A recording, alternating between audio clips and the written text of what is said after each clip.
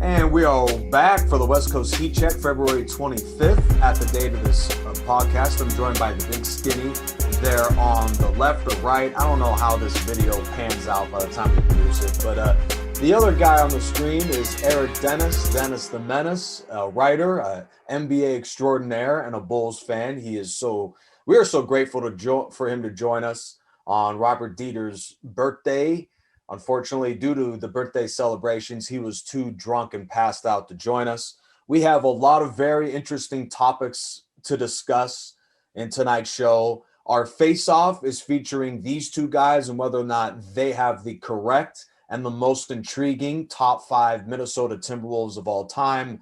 And we're going to start with some important news about the second half of the NBA schedule that has been released. And it also features not just all these teams playing for the playoffs set in mid-May, but it's featuring a bunch of different types of schedules, different lengths. We'll talk Lakers as well, All-Star game and all that moving forward. But just today, when we are convening here, the broadcast will be put up tomorrow, there was the NBA schedule that was released, and the biggest point of interest that I had about this schedule is that we were wondering last week, me and Steven, first of all, when this was going to come out. It seems like it was such a long time. Second of all, would they have the same amount of games in the second half? And that question has been answered. The Spurs will have 40 games. That's the most of any NBA team. The Clippers will have 34, and every other team is in between, just to consolidate to all the missed games due to COVID. Steven, this is some big news because we were wondering for a while about whether or not they'd be able to pull this off. Yeah, absolutely. And I think that some teams definitely have gotten the benefit of the doubt. I think the Clippers are definitely one of them. The Lakers are also another one. If you notice, in the month of March, the Lakers only play 3 road games on the entire month. So that's a perfect way to kind of rebound from the struggles that they've been going through. So far. And we'll get into the Lakers in a bit, but just a couple teams catching, they haven't caught like the COVID bug at all, and luckily for them, they get the benefit of the doubt. For like Spurs and the Grizzlies are the other team that'll be playing 40 games in the second half. It's going to be absolutely brutal for them. And the Spurs and the Grizzlies, they're fighting for a spot in that 7-8, the 7-8 seeds in the Western Conference, and that's been really, really difficult so far. The Spurs are currently right now the 6th seed, and it's how many games is it going to really kick in with that fatigue that could possibly put them in a skid and out of the playoff hunt? The Grizzlies are only a game and a half out of the playoff spot. They're 13-14, but a game and a half out of the Warriors at the 8th spot. So, and this is some serious stuff. And it's no shock that there are a couple other teams. I believe it's the Mavericks and the Mavericks and the Wizards. 2 other teams have been affected with COVID. They're all going to be playing on that first night back from Wizards the played All-Star 38 break. games, by the way, 38 for the Wizards. Yeah. And then it's it's gonna be really interesting to see how the Spurs and the Grizzlies really handle this situation. It's gonna be a lot of rotations, a lot of minutes shaving off the main guys, off guys like John Morant or LaMarcus Aldridge or Rudy Gay. So it's gonna be really interesting to see how those 2 teams handle this. So, Eric, obviously the intriguing situation is the different amount of games. You have something to say? Yeah, I think with this schedule, like the backloading in the second half, I think it will benefit some teams, but I think it also will be a disadvantage for some other teams. Like, take, for example, the Wizards, who were playing pretty terribly at the beginning of the year, but they've started to play better. I think they've won 4 of their last 5. And maybe it'll help them that they actually had a lot of games canceled early in the year when they weren't really playing that well. Couldn't really play. I mean, they still can't play defense, but at least Russ is playing a little bit better now. They're getting a little more scoring off the bench. And then it might hurt a team like San Antonio, who actually was playing pretty good to start the year, but had a lot of games canceled due to COVID.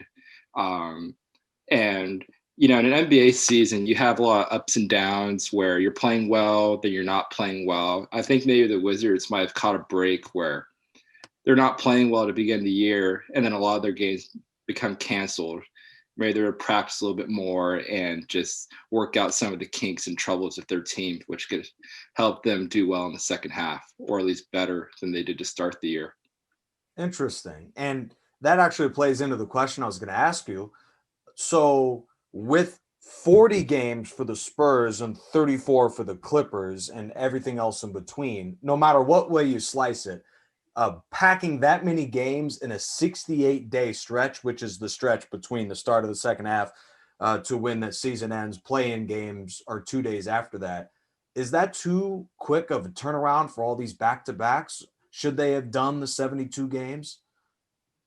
It's going to be really tough. I mean, I think you're definitely going to see some nights where teams are just going to be fatigued, and in a normal sense, you would think they're just not showing up. But like, it's almost going to be like the NBA from 4 or 5 years ago, where you had those 4 games in 5 nights scenarios, where in the fourth game the team is just dead, has no energy at all, and you see Yeah. them scoring in like the 80s, and you look at what happened, and they're just tired, they're just fatigued. I think that could happen a lot, but it's going to be really tough because a lot of these teams are going to be in a playoff chase, like the teams you just listed. They're all like, none of those teams are shoo-ins to make the playoffs. So each game is super important to them. I think having a really strong bench so the starters don't get worn out throughout the year is going to be super important. And just teams maybe with a good system. That's why I kind of like San Antonio to maybe do a little bit better than Memphis, because they aren't as star driven or reliant on one player like the Grizzlies are with John Morant. Interesting. And that's what makes, prior to just recently the tinkering to kind of stretch the season out a couple of weeks, that's what makes the 73-9 campaign so impressive, and the 72-10 campaign for the Bulls so impressive. I just gave compliments to both of your guys' favorite teams, not that it hurt me at all. So, Steven, I guess that brings us back to you. Um, who do you think benefits the most? Eric touched on it briefly. I have to agree with them. I think I think the Wizards would be probably the biggest benefit of how the season is going to play out in the second half. When you're a cold team at the beginning of the season, it's really tough to get any kind of breaks going your way to kind of boost that record up. And I think the Wizards just got that. And right now, if you look at the standings, I mean, the Wizards right now, they're 11-18, which is now third worst in the Eastern Conference. But the NBA, this is something that is really important, is that there's going to be a play-in tournament in between the end of the regular season and the beginning of the actual playoffs. And that's going to involve the 7 through 10 seed teams in each conference. The 7th and 8th seed will be playing each other. Whoever wins that guarantees a spot as the 7th seed in the playoffs. The loser of that will have to play either the 9 or 10 seed. They'll be playing their own game. The winner of that will play the loser of that first game mentioned. This is in each conference. So you can say that the Wizards can definitely get into that 7 through 10 mix and be the biggest beneficiary of that, and possibly make it into the playoffs. And that might be the case even in the Western Conference as well. But with Memphis, they're like Eric touched on, they're so one-man driven with John Morant. I think that's going to bite them in the butt rather than help them out once we get into the play-in tournament. Yeah, it's just fascinating. This second half schedule, 2 quick games of note. And yes, I'm a Lakers guy. I'm going to bring up 2 Laker games. Philadelphia visits the Lakers on March 25th on a Thursday, and also on another Thursday, May 6th.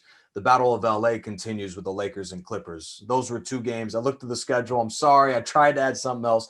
Those are the 2 that I thought were the most fascinating. Speaking of Los Angeles, since their 21-6 start, they lost 4 of 5. By the time this broadcast is up, we'll see that the Lakers have lost again to the Utah Jazz. I know the game's still going on, and I'm a Laker guy. I think they're going to lose to the Jazz. I think it won't be close. This is starting to become a concerning trend. Do you think this is cause for the panic button to be pressed in Laker Nation, Mr. Eric Dennis? Not at all. Not at all. I mean, we've seen this with LeBron teams. Like, they coast to the regular season. He's actually He's taken fewer games off to begin the year like he usually does, like those days in Cleveland, the second run, where he would just take some days off just to recover. I'm not too concerned. We know that without Anthony Davis, they're a little bit of an offensively challenged team.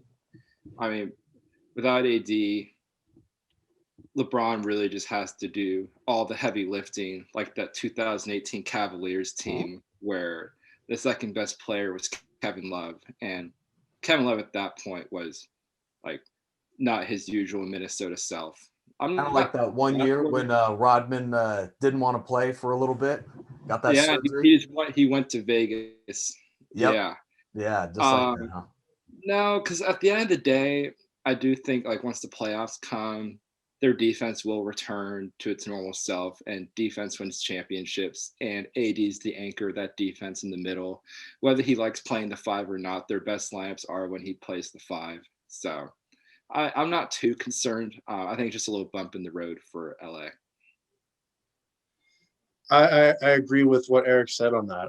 I mean, going back to Eric's point with LeBron's, like the last two Cavaliers teams, which LeBron was on in 2017, they were the 2 seed, which is not a big deal in my opinion. And so in 2018, they were the 4 seed, and it doesn't really matter. Like I feel like the Cavs and the Lakers, are very similar. They without LeBron or without like their star player right now with AD, and LeBron's kind of in coasting mode.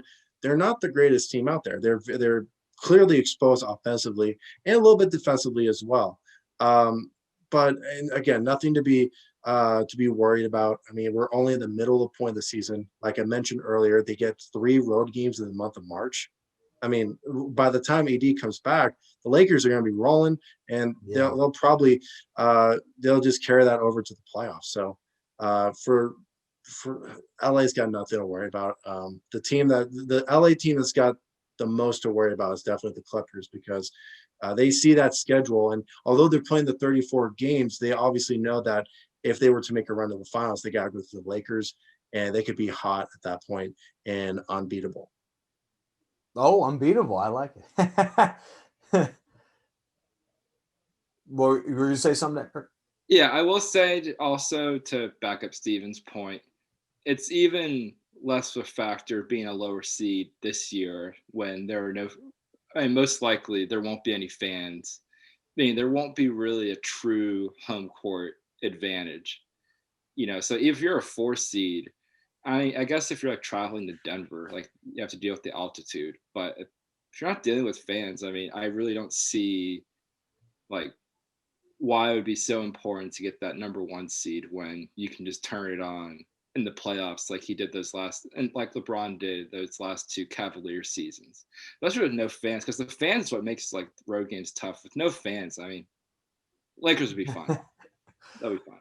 That's a good point. Anyways, no fans are going to be in the All-Star game if they're even going to end up doing that, or something around that. I know have been talking about adding some extra skills challenges and whatnot, but just having that All-Star pedigree means a lot for players. And there was a lot of conversation about who was in and who was snubbed for the All-Star selections. In the East, I thought what was interesting, Trae Young, love the guy. And I feel like because he draws so many fouls, it almost was one of those things where people are kind of sick of him.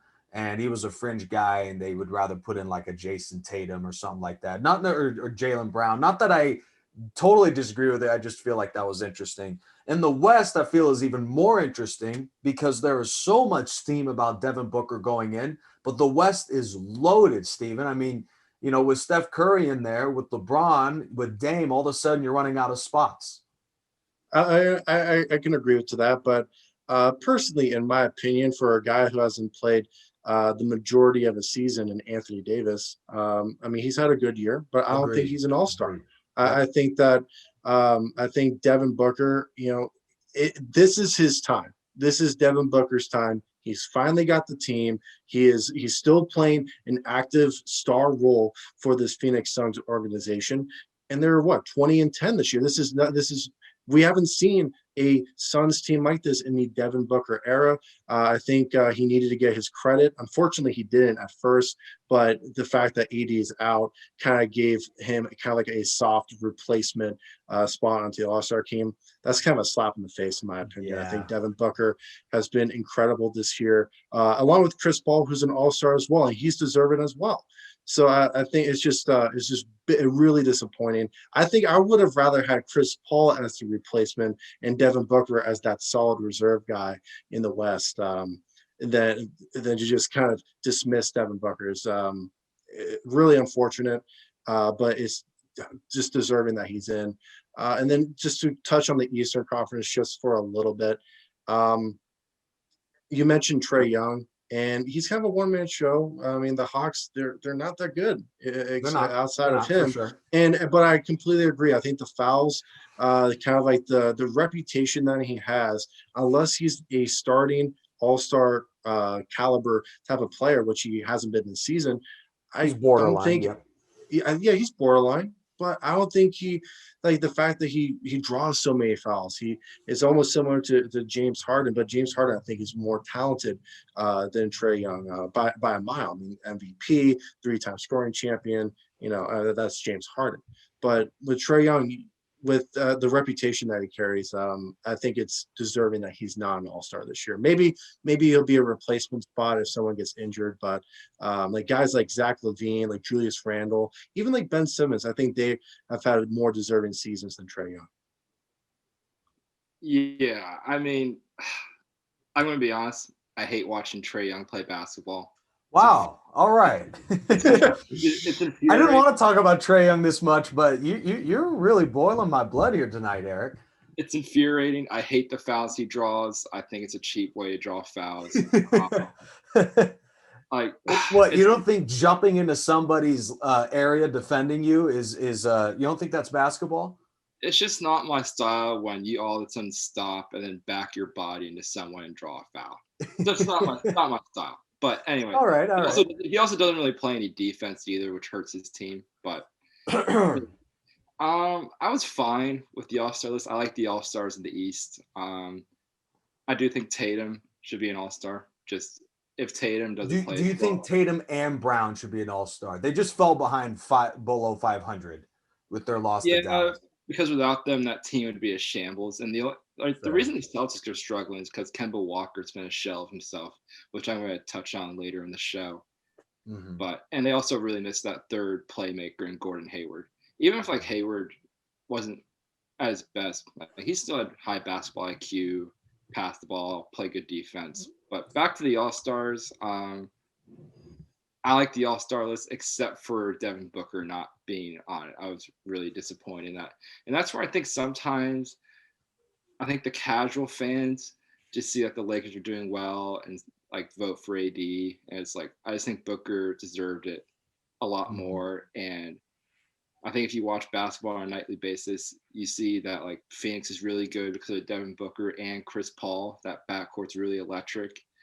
They run the show on offense. And even AD said earlier in the year that like this has been a down year for him. Felt like he wasn't playing that well, and now he's hurt. I didn't agree with that, but I'm happy Booker got in somehow. I just wish he got in the right way. A down year for Anthony Davis is still top 10 player in the game. It's crazy. Yeah. Nevertheless, I mean, Devin Booker's been crushing it. We all can agree on that. And we'll get to the Trae Young slander at another juncture there, Eric. Really appreciate what you've brought, the heat you've brought to this discussion so far today. And we're very excited that you'll be here for the face-off with the Minnesota Timberwolves in short order. But first, we're going to take a look at the rookies, some of the great rookies in the NBA for this year. And there was the headliner, LaMelo Ball, first overall pick, Anthony Edwards. There's the key piece of a future championship type roster and what the Warriors picked up in Wiseman, and a couple of other solid guys. I'll start with you, Stephen. What would you say is your rookie of the year and some of your favorite rookies this season? Well, I think the unanimous rookie of the year at the moment right now is LaMelo Ball. I mean, this is I wasn't expecting it. I think that it would take about a year or so from LaMelo Ball, especially on a Hornets team that seems to always be in some type of rebuilding mode, to kind of get his feet wet and to actually make an impact in the association. But he went from one of the first guys off the bench to a starter in pretty quick fashion, and he's been doing very well. He's averaging about 14 and a half points per game, 6 rebounds, 6 assists. He kind of does a little bit of everything for this Hornets team. And that's kind of someone that they needed.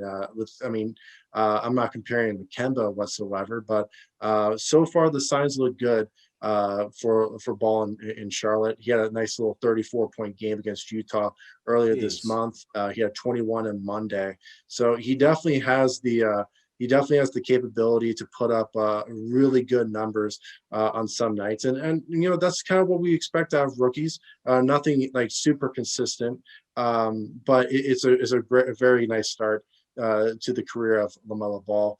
And then a couple other guys I want to touch on. First, Tyrese Halliburton for Sacramento.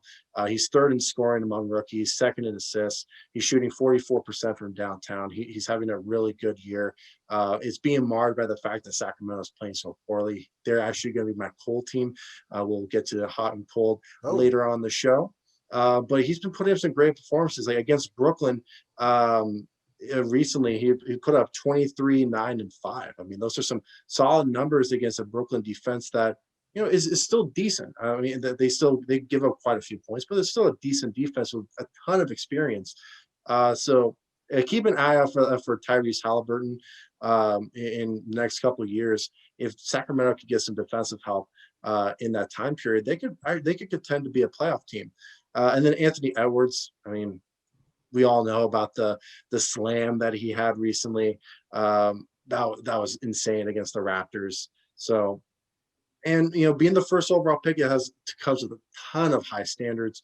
And he's still averaging 14, 4, and 2.5. He's just he needs to shoot a little bit better.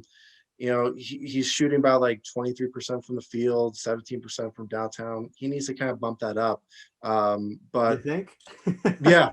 I mean, I'm being a little Oh, nice to Anthony maybe. Edwards, but you know, it'll be interesting to see again another guy who's on a really bad team that's being overshadowed by the fact that the team sucks and the fact that their head coach just got fired recently. So we'll just have to wait and see how this goes. But as of today, LaMelo Ball is your unanimous rookie of the year. Yeah, it's amazing how quickly he seamlessly transitioned to the NBA, and also with Tyrese Halliburton.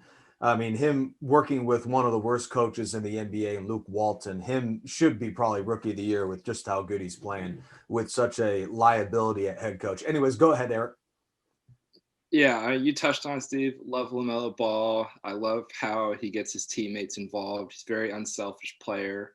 I think the shooting will come down the road, and that's why he's a little bit unpolished right now. But I love the LaMelo Ball and Miles Bridges connection. They've connected Mm-hmm. on some really good alley-oops this year. Also, love Halliburton. Um, Good at shooting. I wish he would take more shots, to be honest, because he's shooting, I think, like 49% Maybe from the better field. coaching would help with that. Right. Yeah. I mean, it's just they can't they can't play defense, but Steve can touch on that later. My rookie, it's gonna be a little bit biased, but I really like what I see out of Patrick Williams for the Bulls. Boy, you went off the Um, board there. I haven't looked yeah, much at Patrick Williams. Please he inform me and inform the NBA world. Who is this guy? Patrick Williams, he was the number 4 pick in the draft last year out of Florida State, went to the Bulls. If you look at his stat line, it wouldn't necessarily be impressive. 10 points, 4.8 rebounds a game, 1.2 assists. But he's shooting 39% from 3. He's shooting around 50% from the floor. But more importantly, this guy is a huge defensive asset. He's 6'7", 230, has long arms. He's for the Bulls, he's been probably the biggest bright spot on defense. He's a rookie, which just shows he can get a lot better. He's on a poor defensive team. The Bulls can't play defense. So I like his future going forward. He's got size at the small forward position. I think his scoring will become more polished as he becomes more experienced in the league. And I'd like to see what we see from him in the future.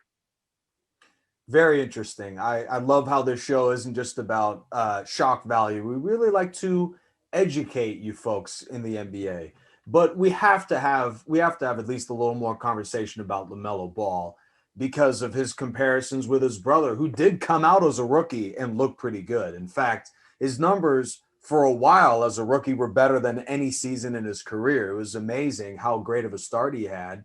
So is this sort of a 1 year wonder for LaMelo? Is he going to have a career track like Lonzo, or do you think this is a better player, Steven? I think they're along the same lines, but I think that Lamelo can have better consistency and longevity in the NBA. I mean, with Lonzo, the biggest fault with him is his shot. He sucks. Mm-hmm. He's awful at shooting. Wow. They've been trying to fix his mechanics forever. He hasn't really done that, and it's shown that his value as a solid like starter has gone down. It's unfortunate to see, but I think that, I mean, we'll say it once, we'll say it again. The Lakers getting Anthony Davis for it was Melo, it was Lonzo, it was Brandon Ingram. Brandon Ingram, and then it was one other guy. Josh yeah. Josh Yeah. Hart. Yeah. Lakers have won that trade already. I mean, that's without a doubt. I think with LaMelo, another point I want to make is that he's such a mature player. I mean, you look at this guy. He was in high school when Lonzo was getting all this star treatment at UCLA, and then going to the Lakers. Lonzo's been just kind of bouncing around, from high school, overseas, and then he was in Australia. He was Australia, and then now he's in the NBA. I feel like he's just a little bit more mature, and that's not just for LaMelo, but for a bunch of these guys. For a bunch of these young guys, they are already getting a ton of attention at a young age, and they're already kind of feeling mature and almost ready to go right off the bat once they're drafted. Yeah, I think I was thrown off by LaMelo because I saw him. I saw some of his Australia highlights, and it just looks like he could do whatever he want, like jack up these terrible threes, like a lot of turnovers. But he's really come to the league and matured really quickly, and has almost become kind of the leader of this team, especially on offense. Like, he's the one who gets them all going, gets them in the right spots. So I've been really impressed with LaMelo for sure. It certainly helps that LeVar has kept quiet about his most recent kid going into the NBA. It's also impressive that all three of his sons, three more than the sons I'm going to have, going to the NBA, unless I just have an absolute stroke of luck. The other interesting notable before we hit our break is that the Utah Jazz just set an NBA record for the fewest games needed to hit 500 made threes. The Warriors didn't do this. The Bulls didn't do this. Lakers have never done this. You name the team. The Jazz hit 500 threes in 31 games. That's almost 20 threes a night every single night. Even Houston a couple years ago didn't do it this fast. Just incredible. Should I take much stock in that? I mean, we can make the argument that, like, hey, with the Rockets team from a couple of years ago, like, if you live and die by the three ball, it can bite you in the butt, especially coming to the playoffs. Remember that Game 7 against the Warriors? They were ice cold from downtown, and they simply lost that game because they couldn't shoot the three ball. So that's definitely a call. Yeah, they missed 27 straight. That's something. I mean, that's a number that, like, people, when you mention the Rockets, they remember that number because it's that bad. And so with the Jazz, I'm glad that they're just hot from downtown. They're able to do this on a consistent basis. But the question is, when is it going to end? So that's the biggest question mark for Utah. When that ends, it's never if, but when that ends, where do they go from there?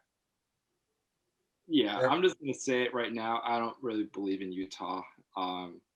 Despite their record, I mean, I think once playoff time happens, there are at least two teams in the West better than them. Mm-hmm. It's easy sometimes in the regular season, especially in this current NBA, where some teams just don't really play much defense. Mm-hmm. You can get a lot of teams hit by COVID. Yep. you can get a lot of open threes on the right night if you're playing a team that's just like even half a step late defensively. I think they will cool off. I think some of their bench guys are maybe playing a little above their heads right now.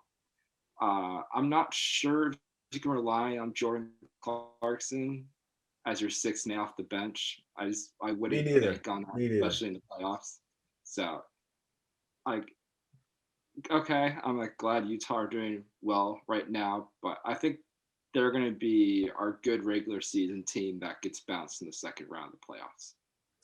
I'd say that's probably about right. It's a pretty good assessment there, Eric. They seem like a pretty fraudulent team right now, getting off to a really hot start, catching a lot of teams off guard. Kind of like the Chicago Bears from last year. Whoa, I said that. Whoa, why did I go there? This is an NBA talk show. Eric, so glad you can join us. We'll be back in just a moment. This is the West Coast Heat Check. Eric and Steven are talking Minnesota Timberwolves next. And we're back to the West Coast Heat Check. That's the big skinny Stephen Hughes and Dennis the Menace, Eric Dennis. We are fresh off of what was an intriguing discussion. And before we get to our next discussion, we had talked about great teams and fraudulent teams, and Utah being a fraudulent team. Obviously, Chicago in the 90s and 80s was not a fraudulent team. We have one of the great Bulls fans in the history of basketball here with us. So last week I asked Robert and Steven about their thoughts of The Last Dance. I was unable to ask you your thoughts of The Last Dance. So what'd you think? I mean, 11 out of 10.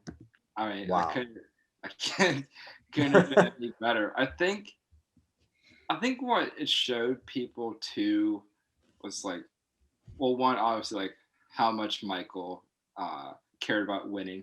That like, yeah, like the one I'll give LeBron credit where like he has done a lot more for like the community and like social justice than like MJ ever did. Like MJ's main focus during his playing career was just basketball and gambling on the golf course before playoff games. But I think it also showed that he wasn't just a scorer. You know, he made all defensive team, the NBA, 9 times. He was actually a lot more of a willing passer than it's made out to be. You know, like I think he averaged around like 6 assists a game, and he wasn't the point guard, which at that time I think is actually a pretty good number to get to in the 90s. So I think it just showed. It also showed the clutch gene as well, hitting He a was lot. he was a pretty great rebounder too. You know, Yeah, he's physical player. You know, he didn't mind getting dirty inside and doing the dirty work in there. Yep. So it showed what he was really like, and not just the peripheral vision. Mm-hmm. But in terms of the documentary in general, do you think it did a good job of explaining their paths and what they went through? Yeah, I think because they went into Michael's childhood where he grew up, also his time in North Carolina where he learned not to be selfish and how to play team basketball as well there.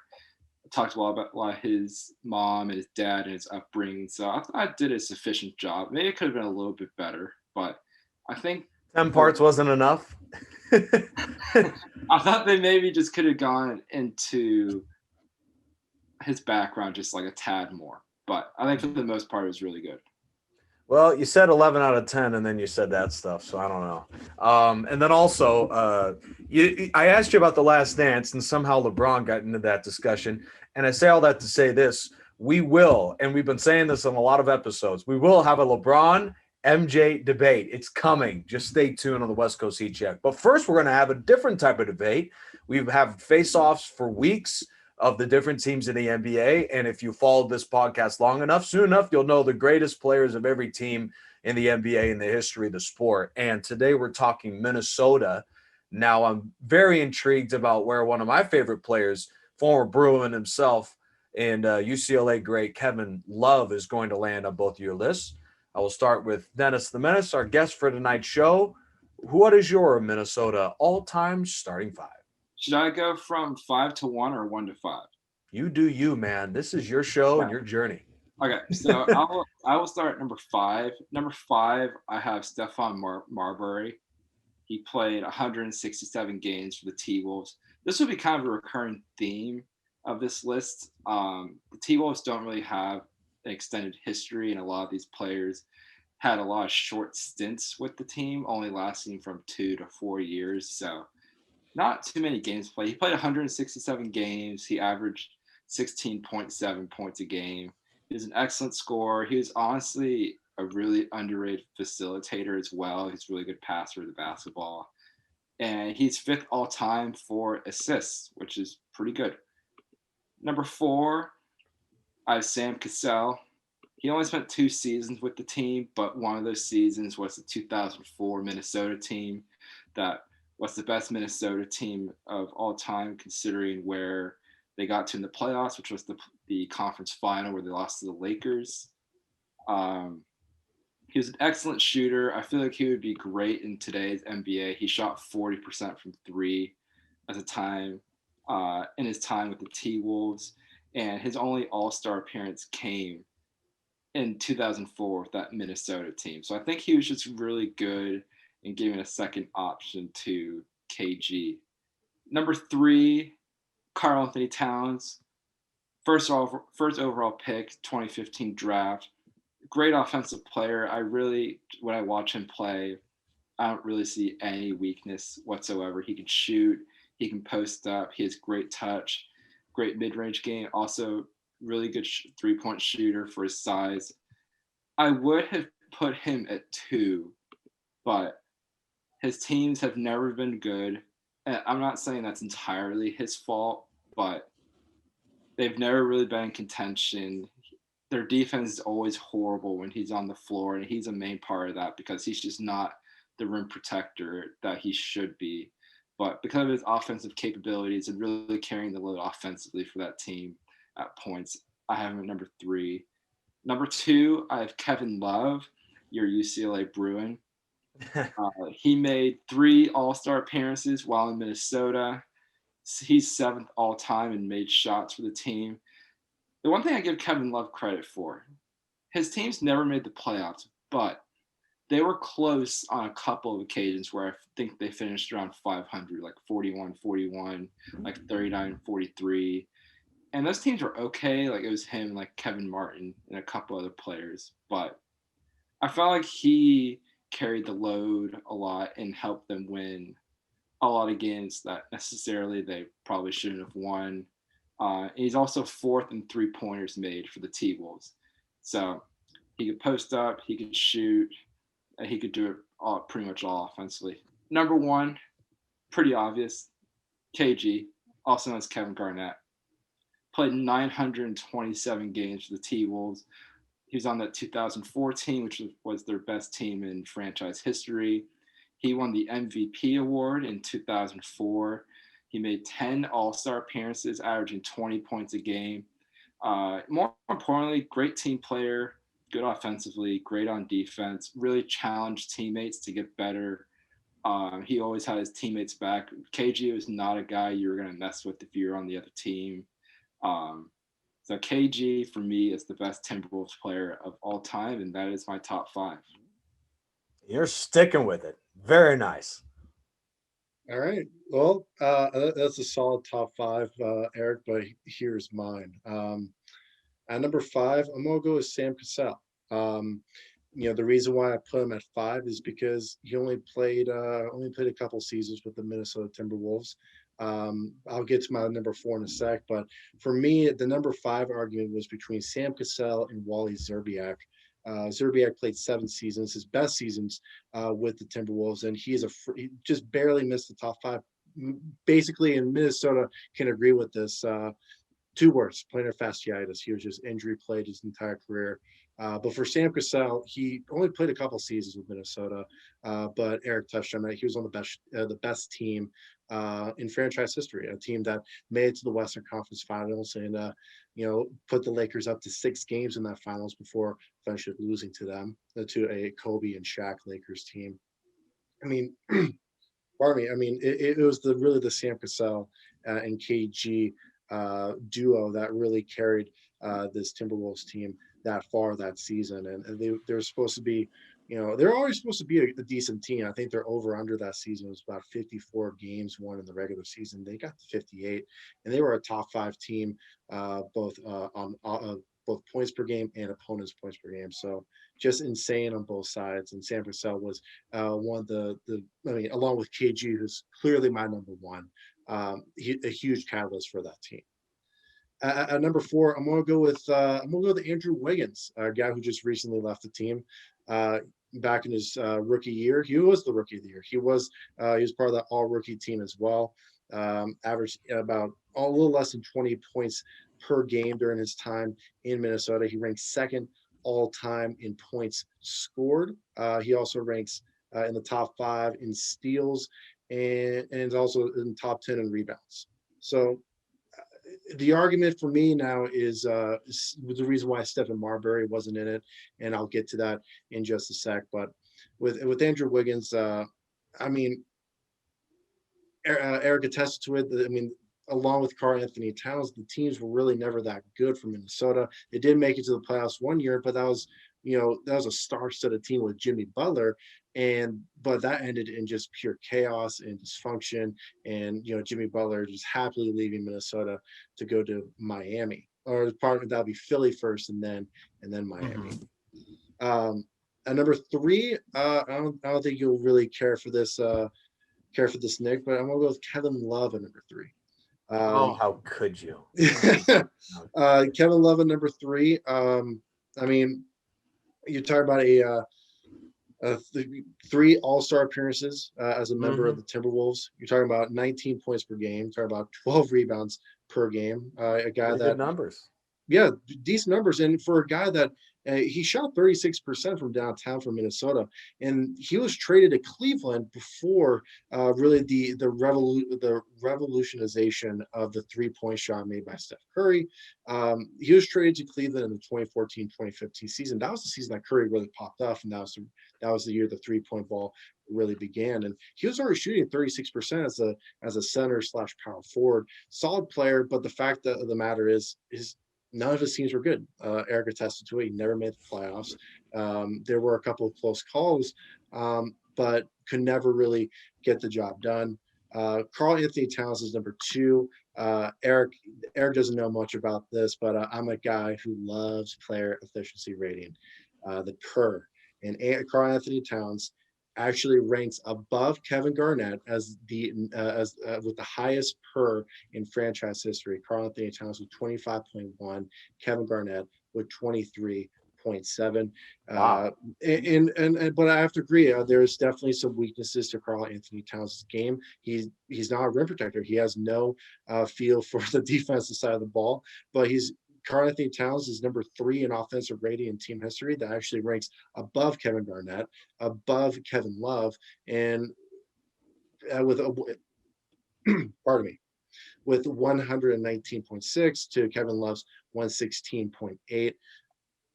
Karl Anthony Towns, I think without Karl Anthony Towns, you're talking about a team that is borderline like the 76ers in the mid 2010s, just absolutely terrible, absolutely just they're dying for a rebuild, but they have no players to really give away, so they're just kind of stuck in limbo. And that's where I kind of see Minnesota without Karl Anthony Towns nowadays.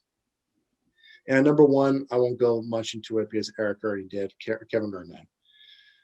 Number 1 in points, number 1 in assists, number 1 in blocks, number 1 in steals, number 1 in rebounds. He's number 1 across the board. He's Mr. Minnesota, Kevin Garnett. Interesting. I'm not gonna lie, pretty fascinating conversation about Towns and Love. The other thing I'm interested in is what Robert gave me, and I don't know if he gave you guys too, his top 5. He's as fascinated with this show as anyone is, even though he's not on today. It's killing him. He put Andrew Wiggins at 4, and that guy was in your top 5, if I'm not mistaken, Stephen, but not in your top 5, Dennis. So it's up to you, Eric. If you really want to talk Love, we can go that way. But I'd be interested in what you feel about Wiggins and why he isn't in your top 5. He's just his whole time in Minnesota. I just felt like he was really disappointing. I just feel like when I watch a basketball game, if like if there are like 6 minute periods where I notice you're not on the floor, but you are actually on the floor, then like when you just disappear, which Yeah. Andrew Wiggins kind of does a lot. He kind of zones in and out of games a lot. Then I have to take that into consideration. Never really good 3-point shooter. Very inefficient player, Andrew Wiggins, for how much talent he has. I think for me, I'm just kind of disappointed in how much talent he has and how he never really was able to produce it with Minnesota. And the reason I put players ahead of him was because I think there really wasn't any excuse for Wiggins to be poor efficiency, really, with the team he had around him. He had Towns, Jimmy Butler. These are real offensive players who could spread the floor and do their thing and give him open looks. And that's why I rate him a little bit lower than some of the other guys who had much more franchise success than Andrew Wiggins ever had in Minnesota. If I could make a quick argument, I mean, I think the Go same for could it. be said about Stephon Marbury. I mean, you put him at your top five, but you're talking about a guy whose least productive years in his career, besides his one season in Boston, was in Minnesota. I mean, I would think that Stephon Marbury was more of a factor during his time with the Knicks, the Suns, or even the Nets. So, I mean, I agree with you that Andrew Wiggins, for the potential that he brought to the NBA from being drafted out of Kansas, I think he's been disappointing as well. But I think the production over the 6 years he was with Minnesota before he got traded definitely puts him in the conversation for top five for Minnesota. And uh, with Stephon Marbury, like if I compare Stephon Marbury and Andrew Wiggins for this top five, I think a lot of people would go Andrew Wiggins, and I think a lot of people won't even remember the fact that Stephon Marbury was a member of Minnesota because there was no success with Minnesota when Stephon Marbury was there. He was before that 03-04 team that made that run to the Western Conference Finals, and at least with Wiggins, he did make the playoffs with the Timberwolves team. He does have a lot of talent around him. You can say that really helps out Wiggins, and that hurts my argument. But I think Wiggins, although a disappointment, I think he's a more valuable player for the Wolves franchise than Stephon Marbury ever was. Oh my gosh, I don't know who to choose here.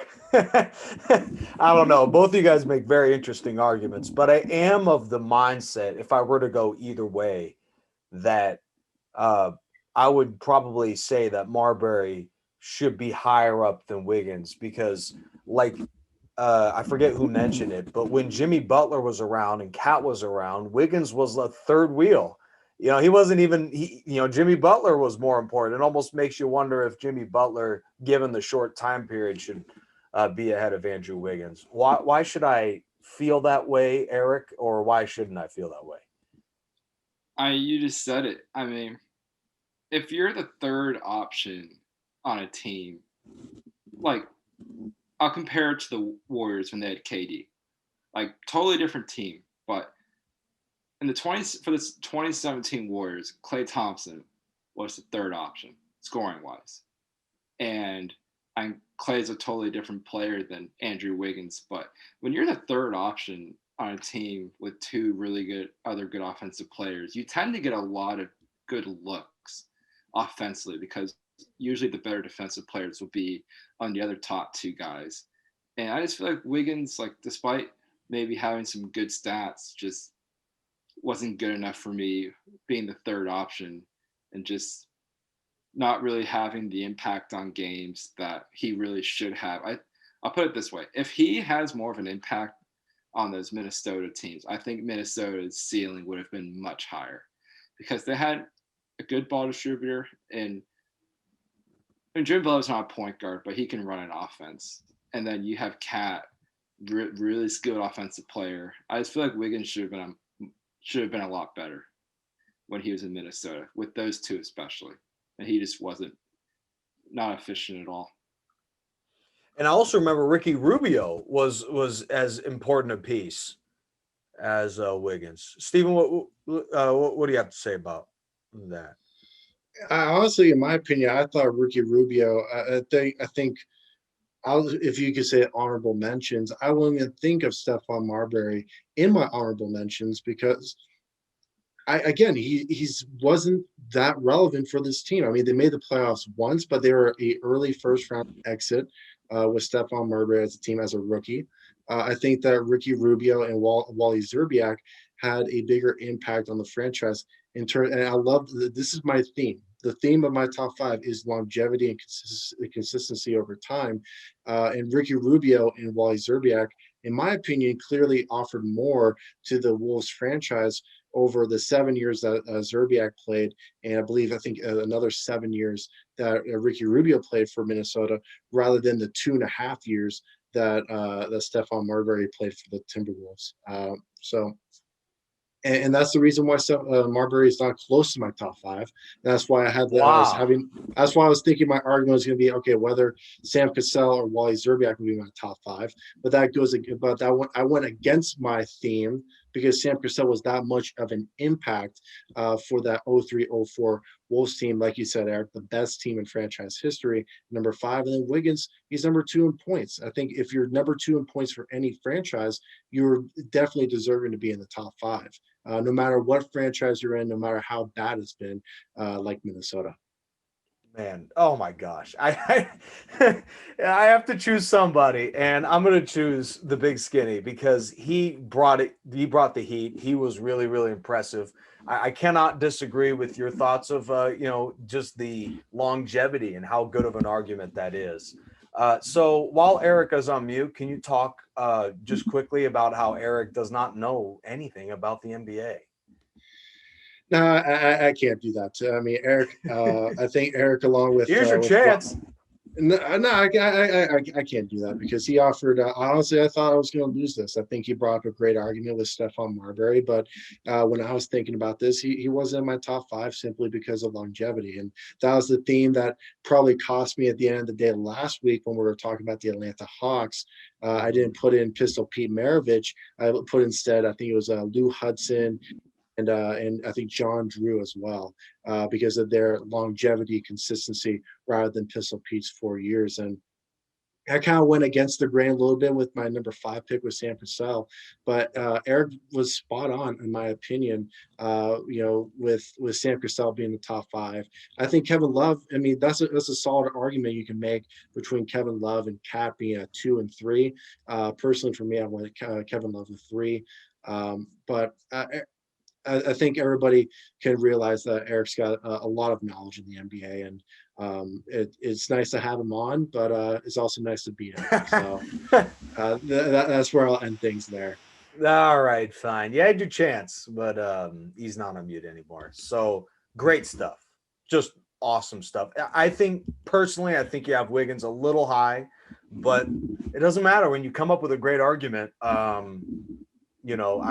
think that you really did a good job today. So, anyways, we're gonna wrap it up with hot and cold players, hot and cold teams around the NBA. We have the NBA going on right now. Last I checked, Utah is just rolling the Lakers. I mean, they are just dog walking them to the park and back. So I would assume that maybe one of the Lakers guys are in the cold.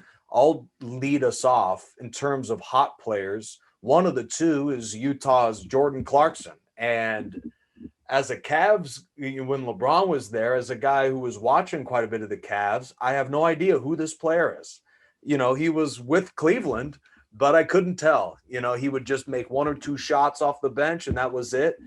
Sometimes players just need a different surrounding cast. Sometimes it just doesn't work in certain places and has nothing to do with their abilities. It's just how they fit around. And then my other hot player I would say is Jimmy Butler. He was DMP for a couple of weeks, but he is really rolling right now. And then my hot team is Dallas. I know it's just a 2-game winning streak, but the way they've won are sort of like a shaking off the demons type thing where they got rid of the late game bugs, where it seems like they always would miss a shot to win it.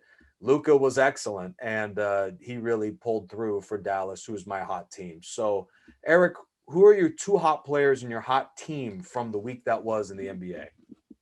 All right, so I'll start with hot team. Brooklyn Nets. I think they've won 6 or 7 games in a row now, and a majority of the games have come on the road.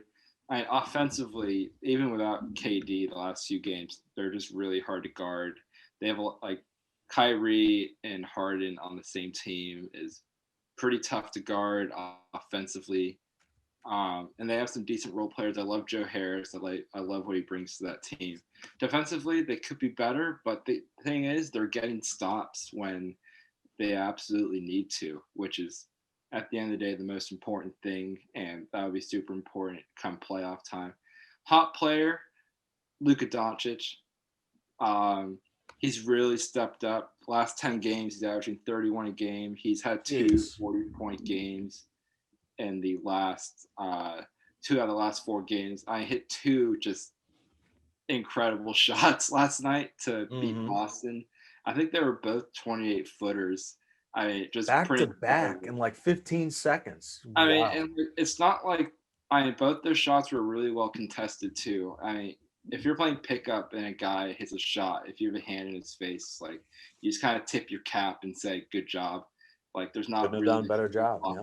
You can do in that situation. So that's my hot player of the week. So the hot team, or do you have a hot team? I said Brooklyn. Oh, Brooklyn. All right. Yeah, I have dementia. I should have brought that up to begin the show. I have Brooklyn as well as my hot team. I don't have to go into as much as Eric just did, but I mean, it doesn't seem like it's kind of interesting. It's the polar opposite with with the Lakers, you lose AD and you expose your lack of depth. But with losing KD, before KD went out, you're having the issue between Kyrie and James Harden figuring out like which role is which guy obtaining and moving forward with in the 48 minutes in each game.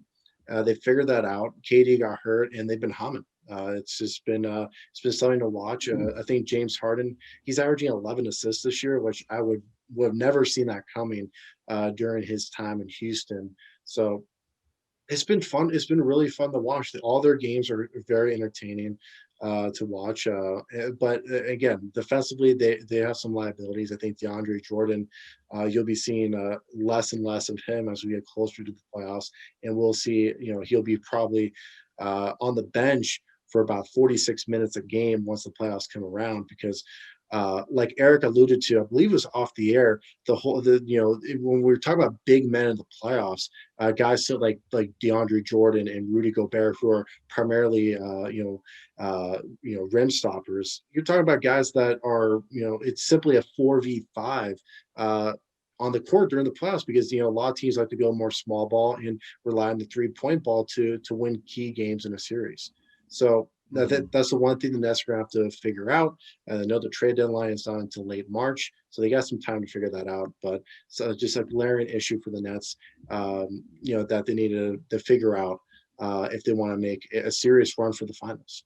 And then my 2 hot players, the first one is going to be Clint Capella, center for the Atlanta Hawks. In the last 5 games, they've played Boston 3 times. They played Denver. So decent teams. He's averaging 15 and 15. These are numbers that you want to see out of the big man. We mentioned it earlier that Trae Young plays on. It's a one-man show in Atlanta, and he's kind of stealing the spotlight and a bit of a reputation for the Hawks. Clint Capella is a guy that was always consistent and always very productive with Houston. He's kind of had a slow start to the year this year, but he's been red hot of late. Like I said, 15 and 15 per game in the last 5. And then my second hot player is going to be from the Toronto Raptors, a guy who's kind of picking it up over the last last week or so, is Pascal Siakam. He's averaging 29 and about 5 assists per game. They've been playing against Milwaukee, Philadelphia twice, and Miami. These are some good teams, and I try to pick out guys guys who have been playing very well against good teams, and definitely giving a shout out to guys who, we talk about Pascal Siakam over the last couple of years as like the face of the franchise for the Toronto Raptors once Kawhi left for the Clippers, but he hasn't really been delivering on those expectations. He just kind of needs to get a kick of confidence, and I think that this week has definitely done that for him. Pascal Siakam and Clint Capella, my two hot players this week. Interesting. My cold team is Boston. They have really disappointed me. I thought that they would be a player. I didn't think they'd win the East, but certainly below 500 after 31 games was not my expectation, which is also why I have Jason Tatum there. Considering many people were talking about him as a top 15, top 20 player, him leading the way for this club that's struggling like they are, given the surrounding cast, I understand that, still has been pretty disappointing. And then the other disappointment is a guy that I really thought was one of the best free agent acquisitions of the offseason. That was Marc Gasol from Toronto coming over to the place that he was drafted, the Lakers, for this season. And he's been wildly disappointing, in my honest opinion. He just looks slow. He looks like a one-dimensional player and just hasn't been too productive this year. Eric, what are your cold players and team for this past week? So both of these teams, my cold team is Boston. Like you said, really struggling. And I don't think this is a problem they can fix without making a trade. I mean, just looking at their roster right now, they have Jaylen Brown, Jason Tatum. And right now, that's really the only two guys that you really have to worry about offensively. I mean, Peyton Pritchard's giving them some decent minutes, but this team is kind of offensively starved for that third playmaker and score. And that's where my cold player comes in, Kemba Walker. I mean, they really need him to pick it up.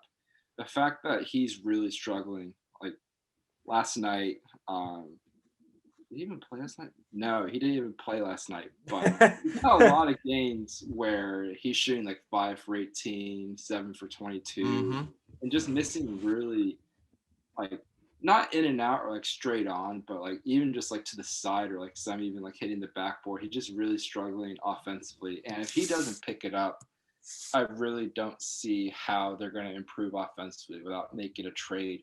They're actually, honestly, they're in danger of.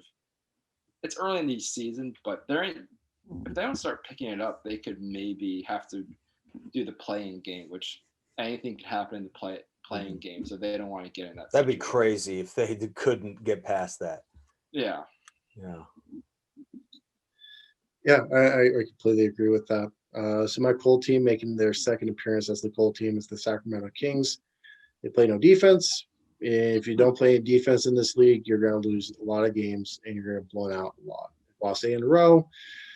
If you're talking about the play-in tournament, the Kings, they're just not good enough to make any type of run in which they can be between the 7 and the 10 seed.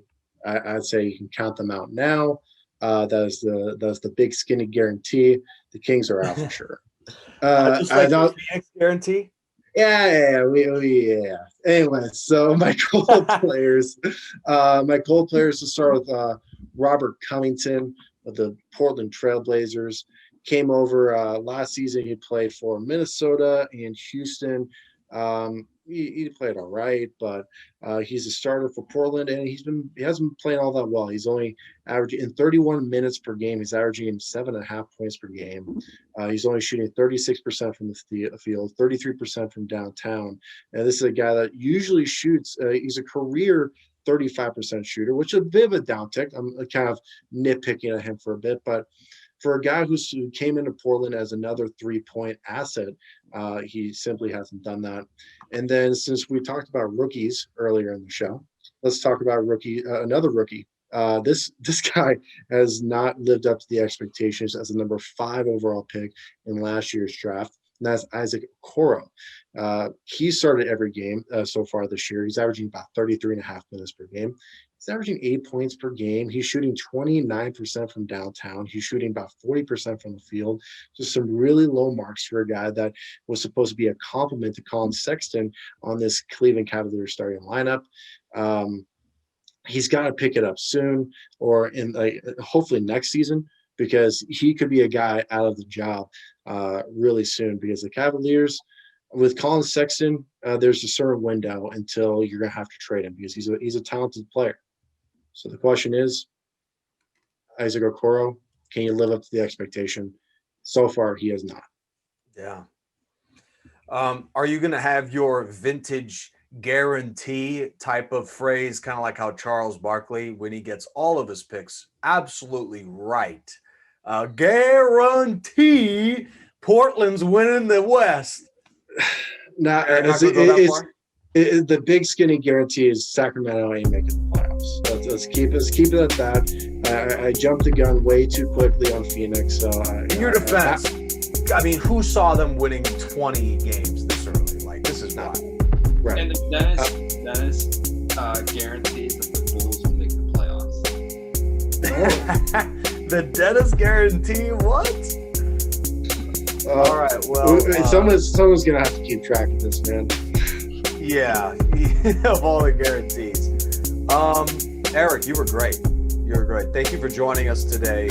We will have our LeBron-Michael debate at some point. That was the week that was in the NBA. Stephen Hughes wearing the city beanie. Eric Dennis, journalist, right back to his work writing, I'm sure, his 5th book in his illustrious writing career in just a moment. I am the host, Nick Rice. Until next time, that was the week that was, and it's the NBA Heat Check. All things NBA.